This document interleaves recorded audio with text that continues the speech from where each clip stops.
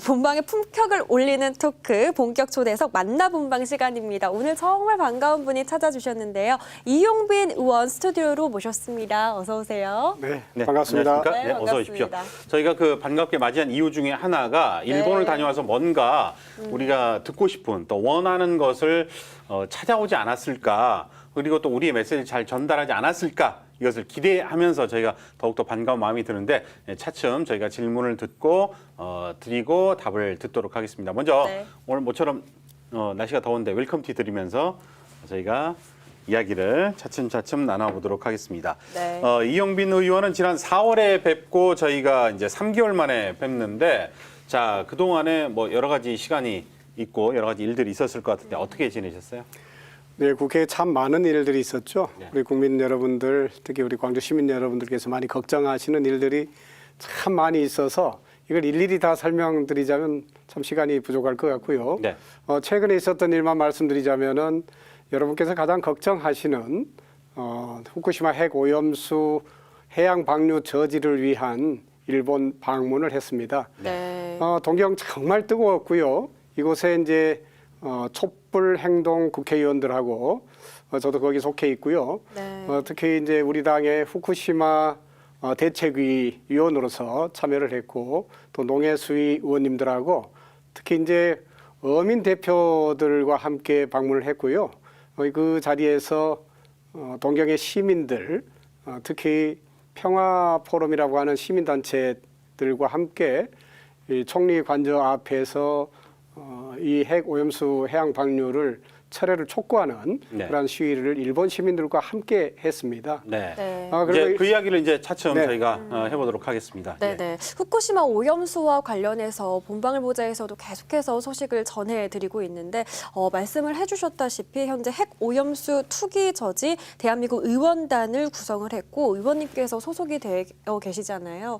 일본을 다녀오셨는데 어떤 곳들 구체적으로 보고 오셨는지 말씀해 주시죠. 네, 제일 먼저 저희들이 이제 일본에 방문하는 목적을 일본 시민들께 자세히 설명드릴 수 있는 기회를 갖기 위해서 총리 관저 앞에서 평화포럼이라고 하는 단체들과 함께 해양오염수 방류 철회를 촉구하는 시위를 했고요. 네. 이 과정에 일본의 여러 언론이 취재를 해왔고, 특히나 이제 해외 언론들의 특파원들이 취재를 많이 해가서 네. 이러한 것들이 평소에는 일본 시민들이 접하지 못한 핵 오염수 해양 방류 반대 여론들을 환기시키는 그런 기회가 됐고요. 특히나 한국의 국회의원들이 직접 목소리를 전함으로써 국제 연대의 의미를 더욱 다지게 되는 좋은 기회였던 것 같습니다. 네. 저희가 그 팻말을 들고 항의하는 것도 중요하지만 일본이 구체적으로 의견을 들어줄 정치인이라든가 또 협회라든가 이런 것을 방문하는 것도 상당히 중요하거든요. 네. 혹시 어떤 분을 만나보셨습니까? 저희가 일본의 국회의원들, 그러니까 입헌민주당 의원들과 사민당 의원들을 만났고요. 예. 특히나 이제 알리백을 추진하는 그런 의원 모임을 직접 만났습니다. 네. 또 사요나라 원전, 그러니까 원자를 반대하는 시민단체들, 네. 그리고 원자력 시민위원회라고 해서 원자력과 관련된 실질적인 기술 전문가, 네. 또 원자력과 관련된 과학자들을 일본 시민들을 만날 수 있는 좋은 기회가 됐습니다. 네. 단순히 이렇게 기존 정치인처럼 쭉 시찰하고 온 게 아니라 뭔가 좀 이렇게 자세하게 짚어주고 오고 전달하고 온 이런 느낌이 드는데, 네. 자, 이 한일 공동선언문을 발표했습니다. 구체적으로 여기에 어떤 내용이 들어있는지 그것도 말씀을 해주시죠. 네, 입헌민주당의 의원 중에 참 특기할 만한 분이 계시는데요. 네. 후쿠시마 원전이 그런 사태가 발생했을 때 네. 그때 당시에 일본의 환경청 부장관을 했던 분이 입헌민주당 현재 간사장을 하고 계시는 분이 계셨고, 네. 또 소아과 전문의 한 분이 입헌민주당 의원이시더라고요. 네. 그러니까 이제 후쿠시마와 관련된 핵 오염수 해양 방류에 대해서 가장 객관적인 그리고 피해를 절실하게 호소하시는 분들이시죠. 네. 그분들의 이야기를 직접 청취함으로써 저희가 더 피부에 와닿게 해양 오염수 방류를 해서는 안 되는 이유들을 좀 알았고, 네. 이런 것들이 일본 언론에서도 참 제대로 잘 다뤄지지 않고 있기 때문에 국제적인 연대를 통해서 우리가 공동 성명을 발표함으로써 네. 국제 시민들의 관심을 좀 촉구하고, 네. 특히나 태평양 연안 도시, 연안 국가들의 정치인들도 여기에 함께 할 수 있도록 계속 운동을 좀 해나가자 하는 그런 공동선언을 발표한 것이죠. 네. 네. 일본을 다녀오시면서 그 심각성을 더 피부로 느끼셨을 것 같은데 정말 궁금한 부분이 후쿠시마 오염수를 방류하게 되면 우리나라도 가까우니까 영향이 크지만 사실은 일본 자체도 굉장한 타격을 받게 되잖아요. 그래서 우리 언론에서 이야기하는 일본 현지인들의 입장 말고 피부로 직접 느꼈던 일본 현지인분들의 어떤 반응은 어떻던가요? 그렇습니다. 현지인들의 반응은 대개 언론에서 다루어지고 있는 부분들이 아니고 네. 현지인들의 목소리를 생생하게 들었기 때문에 네. 자세히 말씀드릴 수가 있는데 특히나 기술자나 과학자들의 목소리를 들었다는 데 의미가 있고요. 네네.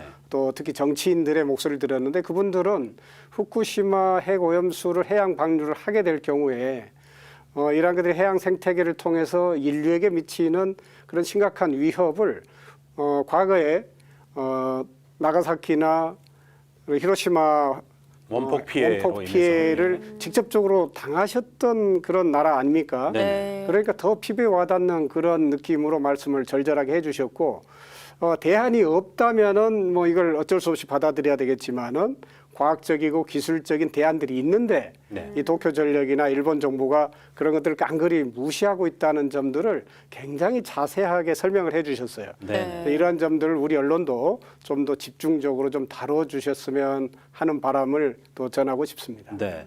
또 문제가 되는 게 IAEA에서 이제 종합 보고서를 발표를 했는데 별다른 문제가 없다 이렇게 했지만 그것을 믿지 못하고 또 의견이 엇갈리는 부분이 있습니다. 네. 자, 그래서 일본에서는 이 IAEA 보고서를 어떻게 생각하는지 이거 한 가지와 의원님은 개인적으로 이 보고서를 믿고 계시는지 그 두 가지를 좀 구체적으로 말씀해 주시죠.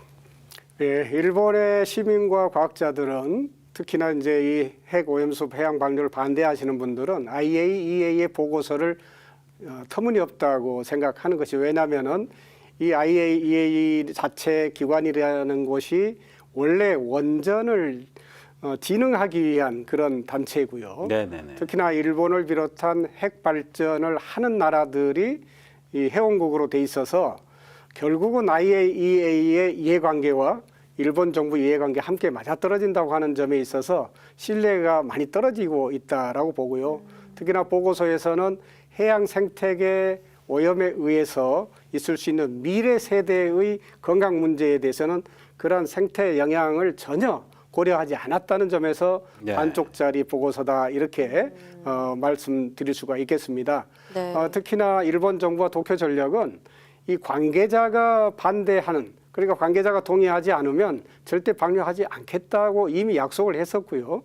특히나 방사능을 취급하는 데 있어서 가장 중요한 원칙이 이익이 손해보다 커야 되고 그리고 가장 최소화해야 된다는 것이 가장 중요한 원칙입니다. 네. 네. 이것을 IAEA나 도쿄전력이 위반하고 있다는 것이죠. 의원님도 별로 신뢰를 하지 않으신다 이렇게 해석을 해도 될까요? 그렇습니다. 의사들의 입장에서는 과거에 해양 오염에 의한 수은 중독의 폐해, 그러니까 이따이병과 같은 중금속 오염이 결국은 해양 생태계에 희석됐지만 그것이 인간에게 미칠 때는 가장 심각한 질환으로 나타날 수 네네. 있다는 것이죠. 알겠습니다. 네.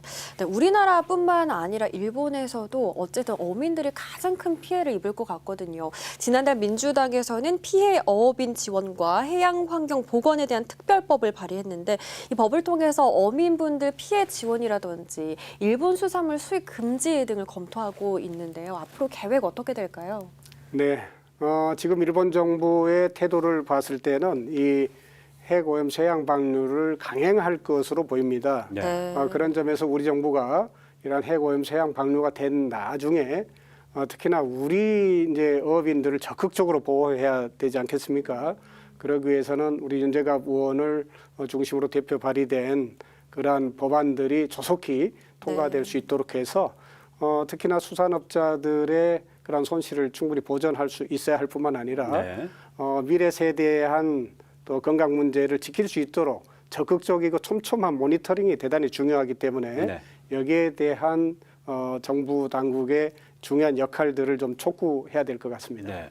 벌써부터 수산물에 대한 이렇게 이제 가격이라든가 여러 가지로 많은 분들이 걱정을 하고 계시고 벌써부터 네. 이제 피해를 보고 있는데 맞습니다. 모두가 만족할 만한 강력한 대안이 나왔으면 하는 바람이 듭니다. 네. 자, 다음 이야기로 넘어가 보도록 하겠습니다. 네, 이번엔 민생에 대한 이야기로 넘어가 볼까 하는데요. 지난주 목요일에 의원님께서 주거 취약계층을 위한 민생 입법을 대표 발의하셨잖아요. 네. 어떤 내용인지 자세히 설명해 주시죠. 지금 이제 기후 위기 상황에서 혹한이나 너무 더워서 생길 수 있는 여러 가지 취약계층들의 어려움이 심각하지 않습니까? 네네. 그런 점에서 이제 국민생활기본법에 따라서 지원하고 있는 것에는 너무 한계가 있어서 관련돼서 이제 노인법과 이 국민기초생활지원법과 관련해 가지고 주거 관련해서 다양하게 지금 지원되고 있는 것 플러스 관리비까지도 지원할 수 있도록 하는 법안을 준비한 것이죠. 네. 네, 아까 나주에서도 지금 청년 주거 문제에 대해서 굉장히 지원을 하고 있던데 이런 취약계층에 대한 주거 적극적으로 지원할 수 있도록 법안을 발의했습니다. 네네. 이런 부분들이 잘 보완이 되고 정착이 된다면 복지 사각지대에 있는 분들이 편안하게 좀 더 사실 수 있지 않을까 이런 생각이 드는데요. 네. 자, 이제 총선이 내년으로 다가왔습니다. 의원님은 이제 임기가 1년 정도 남았는데 앞으로 목표가 있다면 말씀을 해주시죠. 네, 열심히 달려왔는데 벌써 이제 임기가 1년밖에 남지 않았습니다. 초선 의원으로서 역할을 최선을 다했습니다만은 가장 중요한 민생에 있어서 우리 존경하는 광주 시민 여러분께서 많이 고달파고 계십니다. 광주가 가지고 있는 숙제 그리고 우리 광산구가 가지고 있는 숙제가 참 큰데요. 특히나 군공항 이전 특별법과 관련해서 시행령이 제대로 정착할 수 있도록 최선을 다해 왔고요. 특히나 어등산 관광단지 개발 문제, 또 금호타이어 이전 문제 이러한 것들을 모두 포함해서 광주의 미래를 제대로 설계하고 이끌어갈 수 있도록 최선을 다하겠다는 말씀드리겠습니다. 네. 끝으로 본방사수하는 사수님들께도 한 말씀 부탁드릴게요. 네, 기후이기 때문에 많이 고달파하고 계시죠. 이러한 문제를 우리가 창의적인 사고를 가지고 다 함께 한마음이 돼서 극복해 갔으면 합니다. 특히나 폭우로 인한 침수 피해 더 없으시도록 주의를 잘 살피시길 부탁드리고요. 또 폭염에 건강관리 잘 하시기 바랍니다. 네. 자, 지금까지 후쿠시마 오염수 방류와 관련돼서 일본을 항의 방문하고 우리의 메시지를 전달하고 문제점이 어떤 게 있었는가 그리고 또 많은 분들의 이야기까지 청취하고 오신 이용빈 의원 모시고 이야기를 나눠봤습니다. 오늘 말씀 고맙습니다. 고맙습니다. 고맙습니다.